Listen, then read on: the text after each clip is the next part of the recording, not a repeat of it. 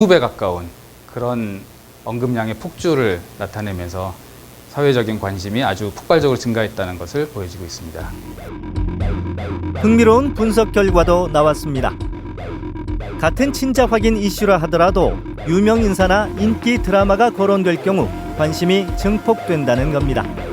이번 최동욱 검찰총장 사건은 단순히 이제 유전자 감식이나 사실 친자 확인 사안이기 때문에 우리가 관심이 있는 것이 아니라 정치적으로 공방이 이루어지는 그런 쟁점이기 때문에 그것과 관련해서 이렇게 이슈들이 퍼지고 있는 모습을 보인다고 그렇게 판단하면 될 것 같습니다.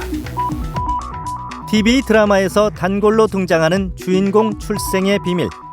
SNS 분석 결과에서도 지난해 이후 12편의 TV 드라마가 친자 확인, 유전자 검사 에피소드를 설정한 것으로 나타났고 이 시기에 관련 드라마에 대한 게시물의 건수도 급증했습니다. 서울 봉천동에서 만난 황일섭 씨. 자신의 원래 성은 이 씨라고 했습니다.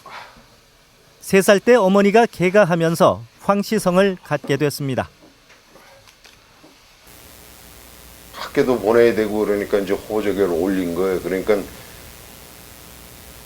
성만 황씨로 바뀐 거죠. 그러니까 이름은 그대로 놔두고. 자라면서 생부의 생존 사실을 알게 됐지만 생부는 다른 가정을 꾸리고 있었습니다. 결혼 생활을 하면서 첫애 큰애를 낳았어요. 낳았는데 제 생각에 이제 그런 생각이 들더라고. 아니 황씨도 아닌데 내가 성이 호적에 애들을 올리려고. 근데 호적을 이제 찾아갔죠. 아버지를 만났죠. 하지만 생부는 곤혹스럽다는 반응이었습니다. 그러니까 나는 내 성을 찾아가는 게 이 시성을 찾아가는 게 마땅하잖아요. 뭐라고 얘기를 했냐면 도대체 저 호적이 언제 올려주실 거니까. 내 아버지도 그러니까 자우지간 기다리기만 하라 이거예요. 자꾸. 이유는 친부 쪽 가족들의 극심한 반발이었습니다. 호적에 올려주면 너 재산 줘야 되고 막말로 얘기해서 다 해줘야 되는데 그 큰 아들이 못하게 한다 이거예요. 친부와 가끔 왕래하며 그렇게 기다린 세월이 20여 년. 생부는 이미 90을 넘겼습니다. 황 씨는 이제 더는 기다릴 수 없다며 친자 확인 소송을 준비하고 있습니다. 근데 굳이 이제 성을 꼭 찾아야 된다는 생각을 하시게 된 특별한 계기는 있습니까? 자, 자식들이 남매가 둘이 있는데요. 그 애들 성은 찾아줘야 될 거 아니에요. 제가 살아있을 때 해야지 죽고 나면 아버님 돌아가시고 나면 또 뭐 할 수도 없는 일 아니에요. 유전자 검사가 간편해지면서 황 씨나 앞서 소개한 민경 씨처럼 관련 소송을 제기하는 사람들이 늘고 있습니다. 예, 결혼 연차가 1년이 되지 않은 부부였는데요. 그러니까 사연을 들어보니까 결혼을 해서 어느 날 통장을 정리하다 보니까 아내가 유전자 검사 비용을 송금한 사실을 알게 돼요, 병원에.